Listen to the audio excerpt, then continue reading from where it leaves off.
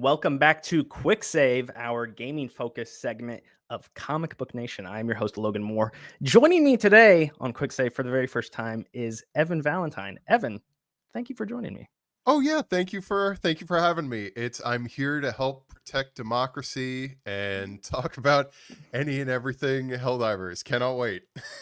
For sure. So Evan's setting it up there perfectly. Today we're going to dive into Helldivers. There's no real big news stories necessarily that we're going to dive into that have happened this week, or there's some stuff in the back half of the show that we'll dive into related to PlayStation.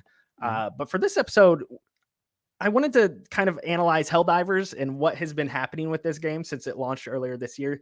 This is, by all accounts, the biggest game release of 2024 so far. I think this and Final Fantasy are probably the two biggest that have come out so Mhm. far. Pal World 2, I guess, has been lighting up the world, but Helldivers has really, I think, just kind of dominated the conversation online and has dominated everybody's attention. And we're now 2 months into this game having been out, and it doesn't seem like this game's popularity is dwindling whatsoever. It's just continuing to sell more copies. I think it's almost at like 10 million copies sold at this point.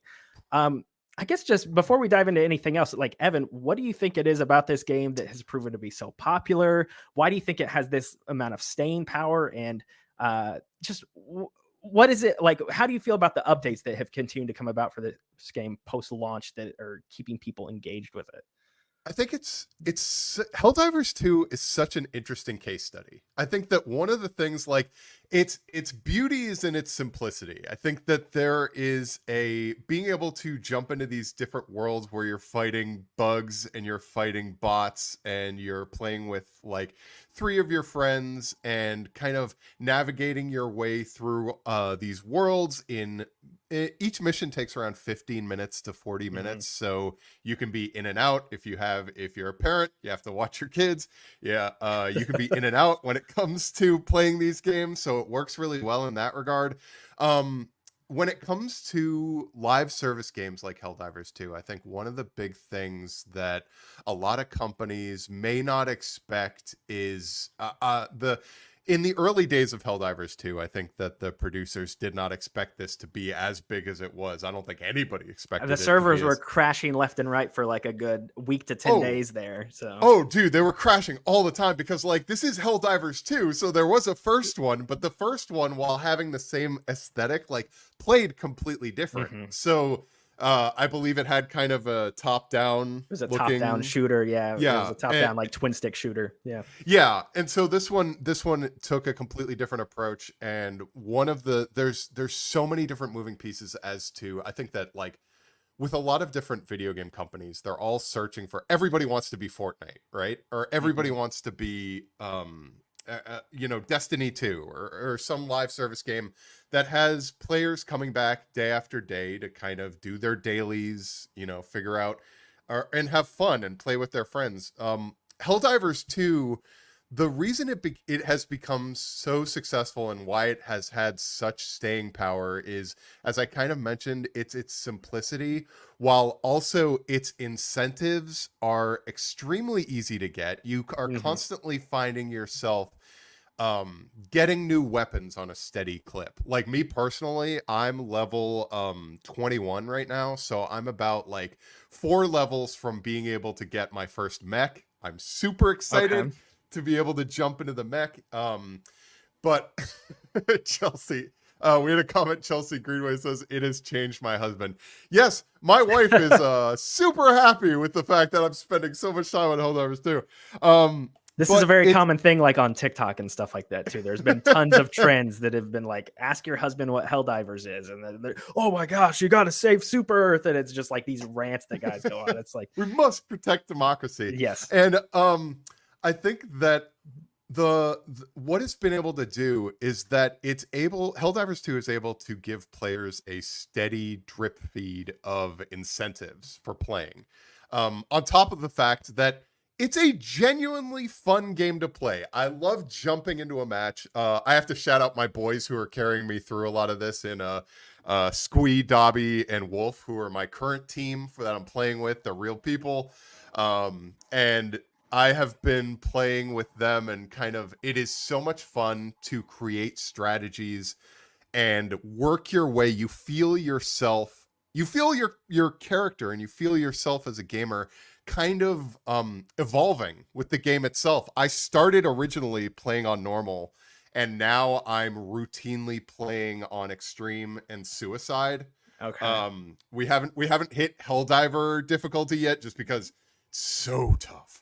But Helldivers 2, as well as just all of the different aspects that they're kind of peppering in, another big thing that is such a boon for this game is the fact that if you look at the overworld, like the circular, like Hmm. the different things that you dive into, it's like 1/50th of the over. There are so many parts that are blank, and Hmm.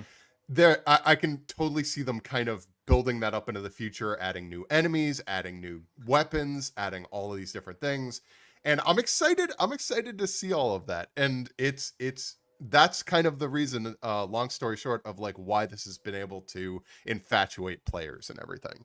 You talking about like how you've started to scale up with the difficulty and stuff like that. It really Mhm. reminds me sort of Left 4 Dead if you played that back in the day. Like Yeah. the more you played that, the more you played it with like a dedicated group. It's like, okay, I think we can go up to hard, or I think we could go up to the extreme difficulty or whatever. Mhm. And then you do it and you're just overrun. It's like, okay, well maybe we're not that good yet. But like you're constantly trying to, the game is incentivizing you to try out those higher difficulties too, because you'll get better Mhm. rewards or you'll unlock trophies or whatever if you hunt those. I know I do on PlayStation a lot.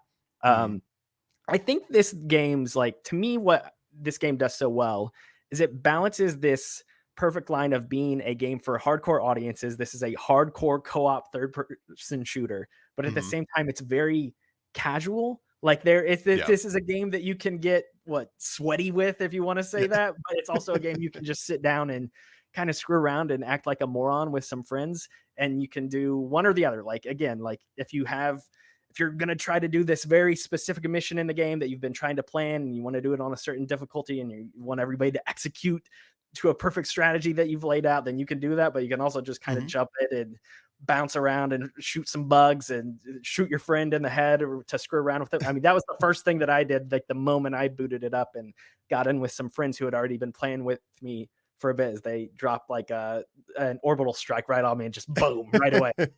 And so it's got that level of, again, it's very hardcore, but it's also very casual, and it balances a great line between the two. I think. Yeah, Go ahead. it's true because and I've found for the good portion of time that I've been playing with my friends. But I have like had the opportunity to jump in with randos and just random people, and for the most part, like I've never really encountered a game where I felt like the experience was ever ruined by, I mean, you can play it by yourself, but really the fun comes in playing with other people, Mhm. and squads are just fantastic in terms, I think everybody's kind of on the same page with it, and I never felt like my game suffered from the idea of like jumping in with people I didn't know or anything like that. And there's not like an intrinsic like toxicity to the game's Yeah. community either. Like you could jump in with randos and there would be the fear of, like this is a game where friendly fire's on. What if I just got people shooting me the whole time? But I've never had an experience like that either when I've jumped in with other people. Yeah. And so I think everybody is, generally trying to have a good time in the community, which is impressive. Again, considering there's like 8 to 10 million copies of this game out there in the wild, and people are continuing to hop on day after day. It seems like I'm very curious to see where this game kind of settles after having been on the market for about a year, because it just seems like they're continuing to add, like you mentioned, like new weapons. They haven't added new enemies or anything like that, but you can feel it feels like they're going to add like a third enemy group coming at Super Earth from another direction, and then you'll have to Yeah. fight the war on a third front. Um, I can see things like that coming in due time.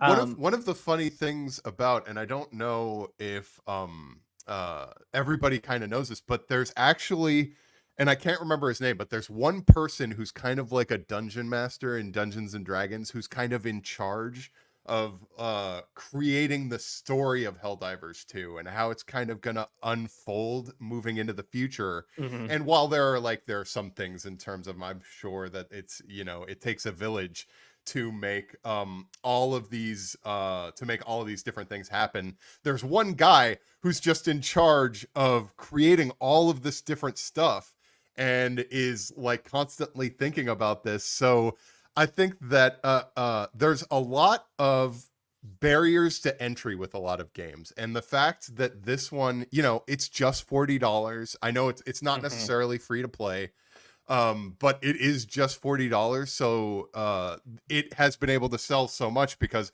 people have like been able to, well, you know, $40, I can give it a shot. Everything I'm seeing from this and all the viral moments that are coming from it, it's an easy sell. People want to be a part of the whole. They want to be a part of the lingo attached to this game, like fight for Yeah. democracy and protect Super Earth, all that sort of stuff. I think the one other big thing about this that I've realized is that there has not been a big co-op game in a Mhm. while like this. Like 10 to 12 years ago, maybe even before, like every game had tacked on co-op. Everything like Yeah. that was the flavor of the like Xbox 360 and PS3 generation was tacked on multiplayer modes and couch co-op integrated. And that stuff really has fallen away over the course of the past decade. Mhm. And this game coming about has really made me realize like we have not had a good co-op game, a co-op shooter specifically, in a really long time. You look at stuff like, like Halo Infinite, like they're tacking it on at a later date. They're totally scrapping couch co-op from that, which I know upset a lot of people. I think there has been a hunger for a game of this style, and Mhm. it has really come about at the perfect time to kind of satiate that desire. Um, Also, as we're talking here, I just want to mention I got a note off to the side, but PlayStation literally just announced as we're recording this that they're releasing a new War Bond next week on April 11th. Oh. That's going to add a bunch of new weapons. There's an exploding crossbow. There's Mm. an Oh, agitator. interesting. There's new thermite grenades, a grenade pistol, and so I think that's like a really uh, again, they're just keeping people engaged, and the war bonds are a good way to do that because again, it Yeah. incentivizes you to get in there, do your dailies, do your weeklies, Mhm. do your whatever. Like you want to make sure that you're always running at least a couple little missions every day if you can, and rack up your in-game currency so that you can continue progressing in the war bonds. Mhm. And so I think that's a good strategy for this game long term. The thing I want to talk about next, though, is like how this is going to potentially shape PlayStation's future overall. Because Mm. for the past few years, if you've been following PlayStation, this generation with PlayStation has been a little bit weird. Like we've had our big, standout games, like we had Spider-Man last year, and we've had stuff like God of War Ragnarok. But if you've been following Sony, you know that they have been greenlighting a lot of live service games behind the scenes. At one point, I think they had 12 live service games in the works at a single point in time. Helldivers was one of those. But then I think other stuff like, like MLB The Show was probably involved with that. So when Mm. you account for certain things like that, it's maybe not as crazy as it seems to be. But I mean, we can even look at other stuff like The Last of Us Online was a live service Sure. project that they had in the works that got canceled. There was a rumored Twisted Metal project in the works that also got canceled, which I know you said you're very My disappointed heart. about It's because we haven't seen the Twisted Metal since the PS3 reboot, I believe. yeah. Well, there was also Twisted Metal Online, which was kind of that, and Yeah. that was released after Twisted Metal Black, which was kind of I don't know the backstory in terms of like how that was put together and everything, but it felt like kind of a slapdash way of taking what had worked in Twisted Metal Black and kind of throwing it in there, which just was kind of at the wrong place and wrong time for Mhm. this. Like the PS3, the like online play in the PlayStation 3 wasn't that big. And No. it's just PlayStation gotten Network really took a while. Like oh, it Xbox took Live had it all together kind of on the 360 oh era and they yeah, knew oh what they were yeah. doing. PlayStation Network, it really took till about It PS4. took some time. And the thing is, like, when you look at like Helldivers 2, right? They did not expect it to be big. And or as Yeah. big. I'm sure that they expected it to be big, but They didn't not expect it to be big or else they would have given Arrowhead more servers at yeah, launch. yeah, for sure. It's At the beginning, for sure. Like, but now that it's gotten big, it just goes to show like it's really hard to catch lightning in a bottle. And there are a lot of places like the Suicide Squad killed the Justice League is a prime example of a studio that was attempting to create a live service game where it didn't necessarily take off in the way that they hoped that it would. Whereas with Helldivers 2, they had no idea it would take off this big, and now they're kind of playing catch up in terms of making sure that they're going to be able to placate their player base, Mhm. as well as like inject a lot of interesting things, which they're doing at as you just mentioned with that new The new war information that bond this just month. dropped. Yeah, yeah. Yeah, like coming out this month. I think they're going to do a good job with that. I think that what works, and this kind of goes back to the idea of, because me as a huge Twisted Metal fan,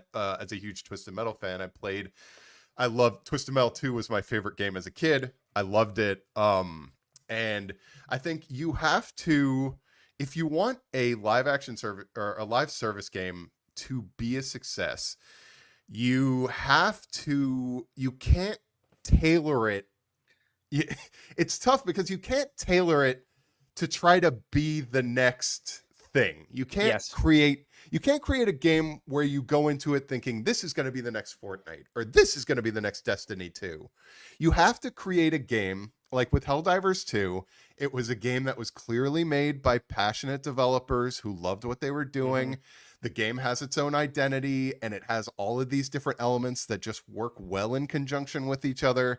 And that's how you have to create a game that is good. I mean, at the end of the day, it's funny to say that, but you have to create a game that is good, that will keep players engaged. And if it becomes bigger, then you kind of have to plan for that and expand upon that. Because I think Helldivers 2 is going to be around for years. Like, I think it has a long shelf life. Well, that was going to be like, do you think this game's success up front? I imagine PlayStation now wants this game to be a big pillar of the PlayStation ecosystem for many years to come. And I'm curious if this sort of, by PlayStation working on so many live service games at a single time, it was very apparent that they're like, we need our one. Like, we need our Fortnite. We need our... it's just weird to say Destiny because I guess they own Bungie and Destiny's been rough. But like, it was so clear that like, if we can just make so many of these games and just have one really grab onto an audience, then we'll be good. And because I think everybody realizes that if you can just integrate that market just a bit, you're going to be fine. And so I'm curious if they'll now move to cancel some other projects behind the scenes, or what some of those other projects might be. Again, they've already canceled The Last of Us and Twisted Metal, but those cancellations happened before we knew that this was going to be a big hit. So I'm curious. They've got upcoming games that include Concord, which we still know nothing about. Bear Games is another one from a new studio that they have hired. I think it's the former Ubisoft exec. I forget her name. Jade Raymond, her studio. They're making a live service game. So I'm curious if, now that they have one, if this is kind of what they envision having a hit in the live service space is going to look like, or if they still want like a multiplayer PvP style game, or a game where you're, buying skins left and right rather than, buying war bonds. If I'm just very interested if they're satiated with how this game is doing from a live service model perspective. Boy, I hope so. I hope companies can just be satiated with when a project becomes big, just like focus on that project and expand on that. And I think like with Helldivers 2 and the other stuff, I don't necessarily know if this will be if this game's success will necessarily mean that Sony will stop production on other stuff. I certainly think that like they're going to put more resources into this. I remember knowing that this was a success when Sony created an opening bumper for the game, where they have like the Sony logo and they have the Helldivers characters in it. I was like, okay, they know it's big. But I sure like there is a place in the live service game market. There's so many out there, and they're all vying for players' time. Like at the end of the day, it's not so much the barrier to entry isn't necessarily price in a lot of situations, because there are a lot of free to play games, but it is like you only have so much time in a day. We all have responsibilities that we have to do, and you want to dedicate a certain amount of hours to any number of games that you are playing. So like with Helldivers 2 specifically, it's found that found that perfect balance.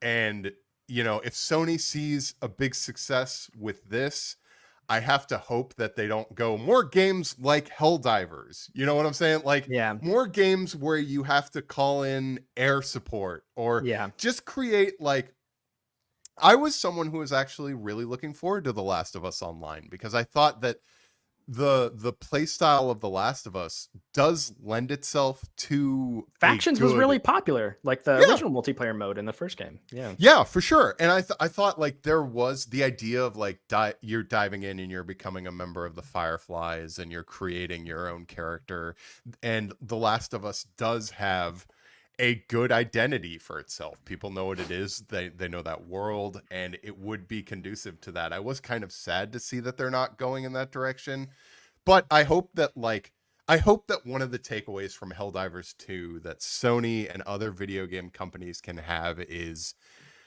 make video games fun and make them original.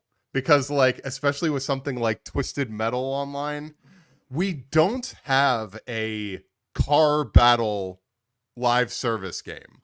Hmm. It could fill that role. And I do hope that that's kind of where these video game companies go moving forward, is creating these original works that are able to be a rewarding experience for the players, while gamers are also having just a ball playing it.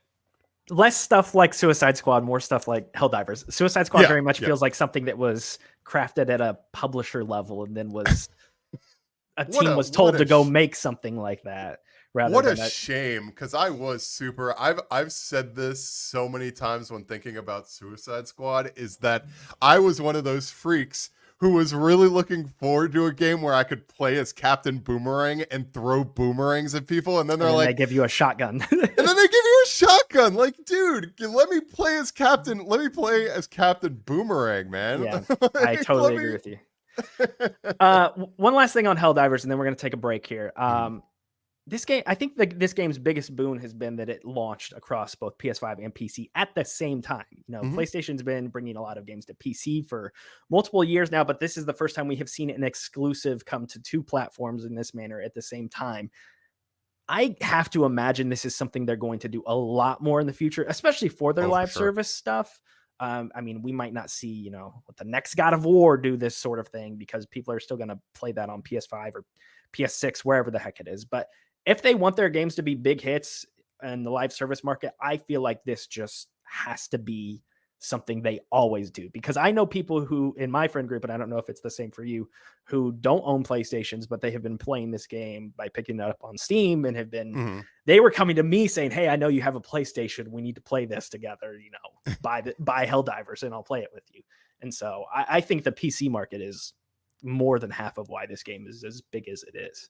Oh, for sure. I think that we're entering an interesting time for when it comes to console exclusivity and like PC exclusivity, because I think that like, especially with like the recent announcements by Microsoft when it came to bringing stuff like Grounded and what are the other, Hi-Fi Rush and Mhm. other stuff to the PlayStation 5 and things like that. I think that we're kind of seeing the levee start to break, in terms of companies aren't feeling like they necessarily need to make stuff console exclusive. I think that we're still going to see that, but we're not going to necessarily see it as much, especially with, like you said, live service games, because you want Sony as a developer wants as many people as possible to jump Mhm. into Helldivers 2. So of course, have it on the PC as well.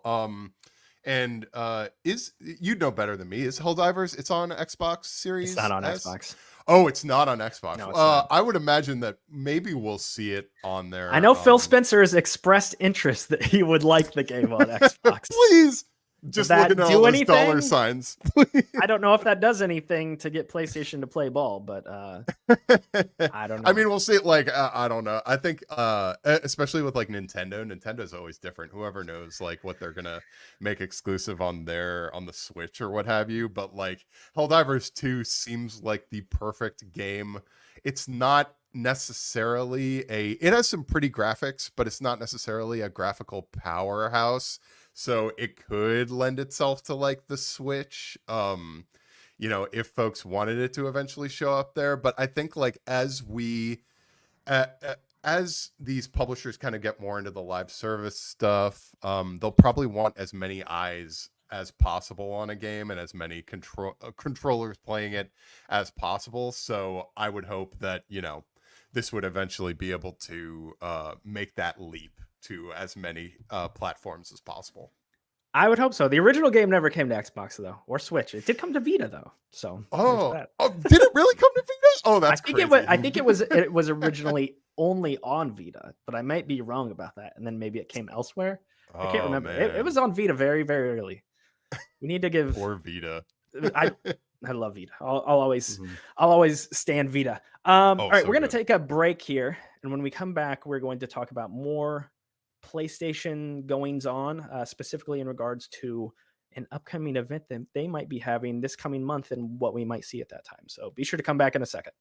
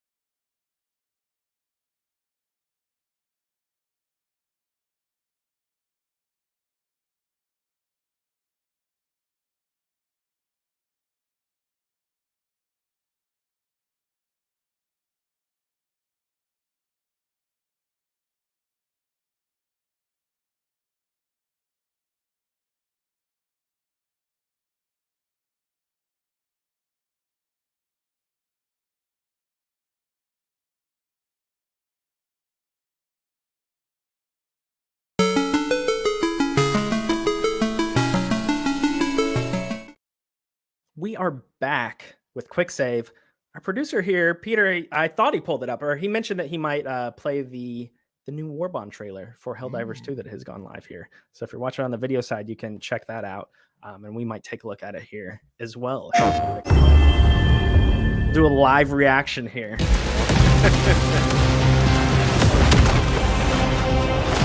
I like when they come out with the new heavier armor. Yeah, I'm not much of a heavy armor user, but it definitely has its uses. I just like the cosmetic appeal of it more than anything. But yes, it's not fun. These look like way more. All these weapons are far more like explosive based. Yeah. I know the previous Warbond they came out with was like electricity based or whatever. Yeah, the arc thrower and the they had some good stuff in there. They had a grenade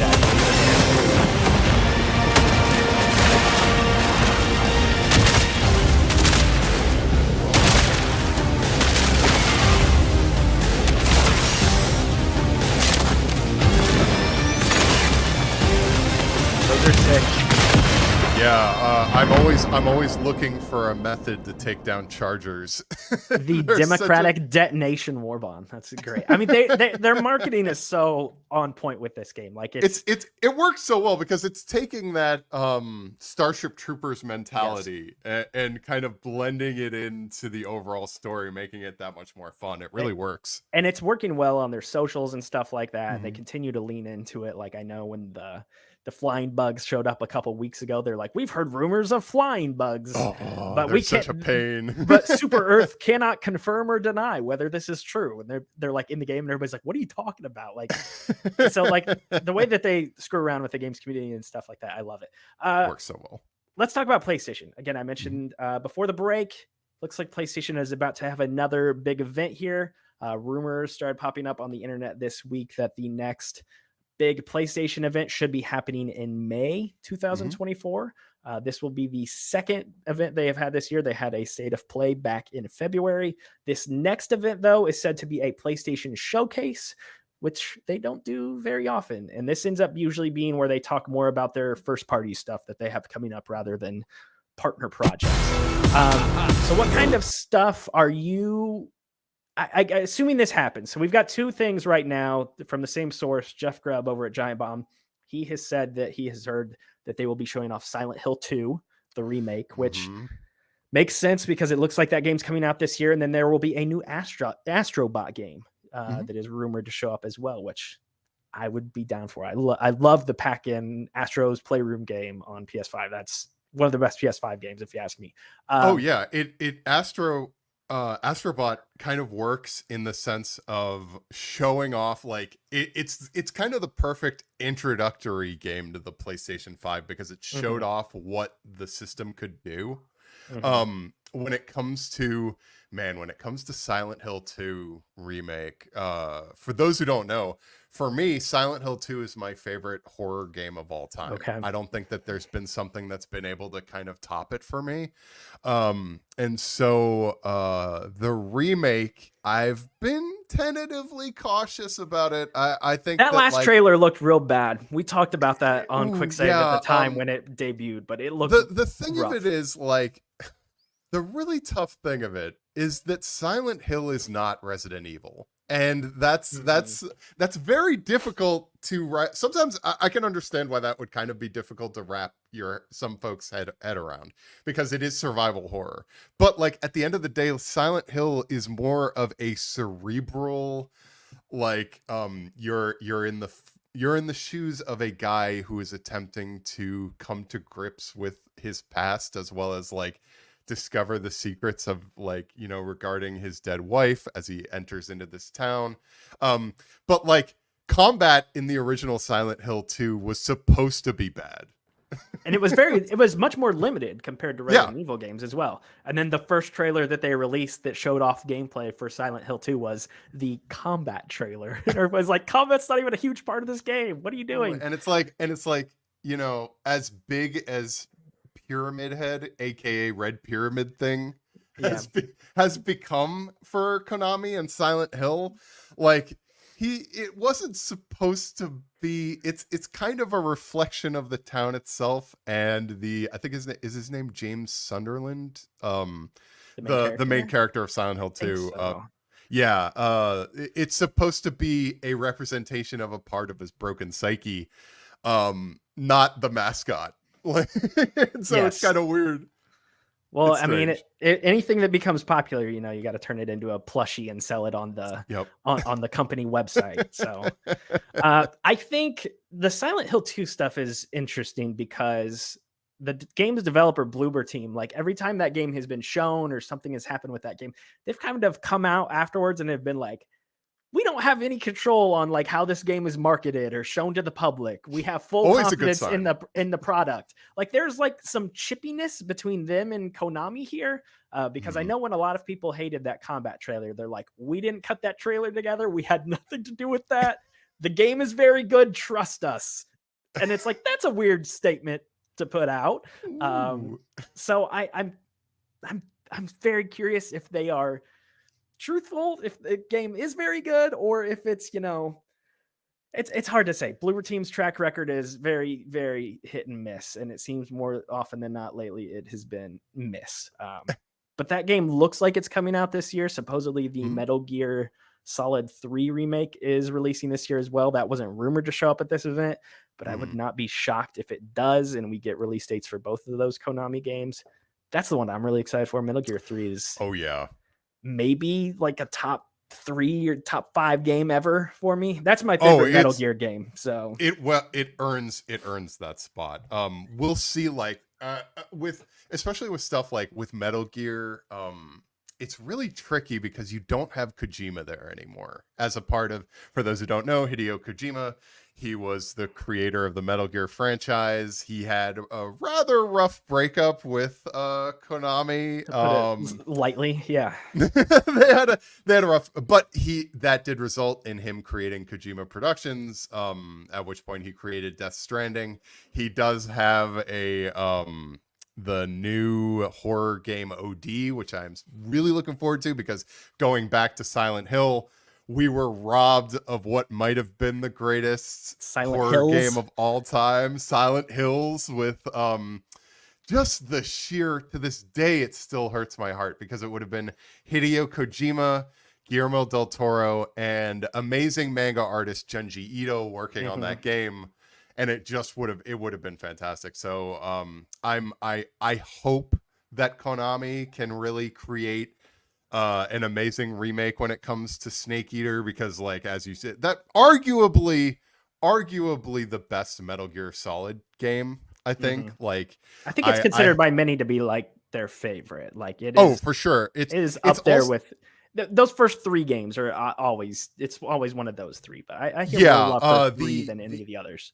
the fight against the end, where you have to like you have a sniper battle, like there was never anything else like it in video games. That was the thing, is like the Metal Gear Solid franchise introduced concepts and like different levels and locales that you just never seen before. The best thing about that fight is that the end is an old man and he's dying, and if you decide to pause the game or stop there and you stop playing and you turn your console off, or you change the internal clock and turn it up by move forward maybe a couple days, and then you go back into the fight, he's dead. He's just dead because time has passed and he's an old man, and that's his final thing he's doing in his life is having a battle with Snake. Like there's so many weird things like that in those old Metal Gear games. Obviously the Psycho Mantis fight is well documented as being one of like the trippiest things of the PlayStation 1 era. I see you are a fan of Castlevania. Yes, yeah, man, yes. so good. Other than those potential games, like, is there anything else off the top of your head that you can think of that you would like to see from PlayStation's own studios? I jotted down a couple notable appearances that we might have. Ghost of Tsushima 2 has not been revealed yet. That's going to be a thing. Like we all know that's going to be a thing. That first game was hugely popular. It released back in 2020, so we're coming up on the 4-year anniversary of that, which means we have to figure out what that studio is doing, what Sucker Punch is doing. It feels about time for us to see that game. Do you have it? Are you a fan of that first game, or do you want to see? I was a fan. I beat that. I beat Ghost of Tsushima. I had a lot of fun with it, especially like and going like swinging back around to the online stuff that we were talking about earlier. Ghost of Tsushima did have a pretty strong online thing. Like that they added way later for no cost. It was completely free. And like it didn't blow up like a lot of other online games, but it was an interesting. I remember spending a couple of hours on it, but I'm anxious to see kind of I didn't have the chance to like play Rise of Ronin, so like, but from everything I heard, it just wasn't. You don't have to. You don't have to. It just didn't hit in that same way. So like I'm looking forward. I would like to jump back into this, this world, see what they're kind of doing in the future with it. And Ghost of Tsushima, it was an amazing, strong first outing. So I do hope that they kind of go into that at the upcoming event. Yeah, I was a little bit more down on that game than I think a lot of other people were. I liked a lot of aspects of it, but I think its open world felt pretty cookie cutter in a lot of ways. Like run here, make a haiku, pet this fox, do this. It's just like, okay, like how many times can I do some of these things before they get kind of boring? So I'm hoping they make the open world a little bit more interesting. And I think I will like that sequel far more than the original game. The other games I've kind of jotted down here, the other studios that we have not heard from so far in this PS5 era, which is a little bit unusual. Naughty Dog's been super quiet, and Naughty Dog is usually not quiet. They went on a tear there for, I want to say like 6 or 7, 8 years where they were revealing everything that they were doing at the earliest time possible. Like, hey, we're doing Uncharted 4. Hey, we're doing, Last of Us 2. And like these things didn't come out for long time. Like I think the Uncharted 4 was revealed like exactly when the PS4 launched, and then it didn't release for like 3.5 more years or something like that. And then Last of Us 2 was like a 4 or 5 year thing. Do you think they're going to show up with their next game? And if so, do you want it to be Last of Us 3, which seems to be something they're working on, but also they have confirmed themselves that they're working on multiple single player projects, so it could be a completely new IP as well, which is what I would like to see them do personally. Where are you kind of at with them? First off, I think we'll 100% at the very least get some kind of trailer for Last of Us 3. I think that like, especially one thing that I think that is such a good way to think about like how Last of Us 3 is going to be confirmed, is the fact that like, hey, the HBO show needs more material, man. You gotta create a third game so we can have more seasons of that, Yeah. because like I don't know how much of that second season is going to cover part 2 and I think everything. they've said that it'll probably be 2 seasons. So It'll probably, part 2 it'll, will take them through season 3. okay. Which hasn't been greenlit, but the showrunners already said like we're gonna have to do multiple seasons to cover the whole game. I think that like I think it's a surefire bet. I think that, man, what was the you can help me out on this one. What was the other Naughty Dog one where you were the second son? Oh, that was Infamous, and that was Infamous. By Sucker Punch. That was by the Ghost of Tsushima studio. Oh, okay. I would like to see a return of that one, but because I was a big fan of like Second Son and everything. It's kind of funny to me. It's always been funny to me that Infamous has gone away in the era where superhero stuff became more popular than like ever before, because Second Son came out, I want to say in 2013 or 14. I think it was 14. And then after that, like the MCU popped off for the next, 5-6 years. It became the biggest thing in the world. That it's like, Sony's like, well, we're done making superhero games. It's like, you'd probably do better making a superhero game now than ever before, I would imagine. But then again, I guess they've got Spider-Man and stuff like that. Speaking of Spider-Man, I that's something that I would like to see at this PlayStation event, is like, there are all the leaks and everything about like what's to come for Spider-Man, but like when I was playing Spider-Man 2 originally and they gave you that, I'm sure this isn't heavy spoilers or anything, but spoilers for Spider-Man 2, turn off the podcast or skip ahead a couple seconds if you don't want to hear not even that big spoilers, but when they give you the opportunity to play as Venom, I could immediately see them just printing out money and like, this will be the DLC. So I would imagine that if they release a trailer at this PlayStation event where it's like Venom DLC, maybe you're fighting Carnage, who knows? I think that would be and they did also set that up in this game. So like that being the first DLC reveal, I think would work really well for this. Who knows? Maybe it'll come out this year, but like I figure they show a trailer for it and they start laying out some breadcrumbs. I think that would work pretty well. I think the Venom spinoff or DLC, whatever type stuff for Spider-Man makes a bunch of sense, because it also gives them the opportunity to introduce Eddie Brock and have him be the new like constant Venom in that universe, rather than having it continue to be Harry, which is what I know they did in that game. And then that game had no mentions of Eddie Brock, but it seems like Venom will come back, but it doesn't seem like he'll come back as Harry probably. So I think that universe is rife to introduce Eddie Brock, which I would love to see. I'm always a purist when it comes to, I want Spider-Man to be Peter Parker. I want Venom to be Eddie Brock. Like I want Carnage to be Cletus Kasady. I want all these, I just like all the classic characters. So Eddie Brock is a very good character, and I was kind of sad to see from the build up to Spider-Man 2. It was kind of apparent, like, oh, Harry's gonna be Venom. Yes, we're gonna see it. Like it just makes too much sense logically from the story. But like having Eddie Brock, setting him up as a character, you can do it very quickly in a DLC and just like send him on his way in terms of like, setting him up, giving him his own thing, and potentially having him appear in Spider-Man 3 as kind of an anti-hero or something. It would work pretty well. Spider-Man 3 is looking like it's going to be very, very, very loaded with different characters. So loaded. Silk and potentially Carnage and Venom. It's just Doc Ock's involved, Green Goblin. There's going to be a lot going on in that game. The last thing I wanted to call out is Cory Barlog's next game is what I'm really, really excited to see. If you're not familiar with the name, Cory Barlog is the director of God of War, the 2018 God of War. He did not come back to direct God of War Ragnarok. He still had a role in creating that game, but he did not direct that. And he has made it known that he's since been directing something else internally at Santa Monica Studio. I want to know what the heck he's doing, because it feels like he's making a new IP, which is very interesting because Santa Monica Studio has not really done anything major in its lifespan outside of the God of War series. I know in the past they worked on like a sci-fi IP at one point, and that project ended up falling apart internally. And then they were like, okay, well now we'll go back to God of War. So they've never really strayed too far away from Kratos. And obviously we're going to get more God of War games in the future because that is the biggest PlayStation franchise of them all. Like that, those games sell at a higher rate than even Spider-Man does.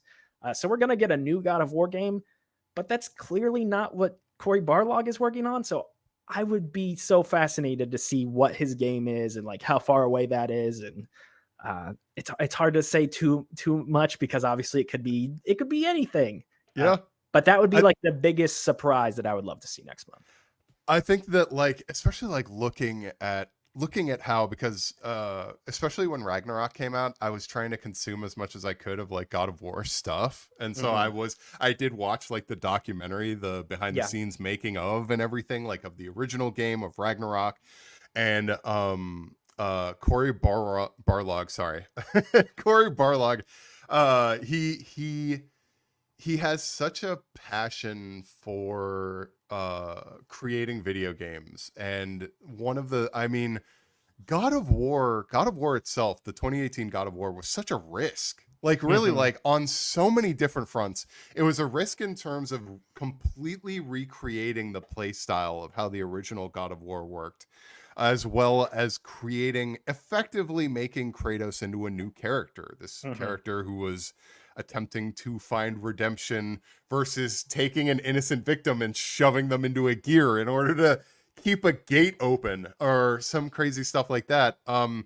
So it's kind of Cory's strength is twofold in the fact that he's able to really create these amazing experiences for the players in these games when it comes to their story, but also has a lot of like interesting concepts and ideas for being able to inject something new into the medium. I think like there's nothing that's been more satisfying in gaming than throwing Kratos' axe and calling it back. Yes. It's so simple. It's so simple on its face, but it works so well. And there's so many uses for it between like, puzzles and the combat. Like they mix up how you can use it throughout the game, and it never gets old. I've replayed that 2018 game probably 3 times, I think, and it just amazingly replayable. And like and while he didn't necessarily direct Ragnarok, you can still see obviously like his influence on it,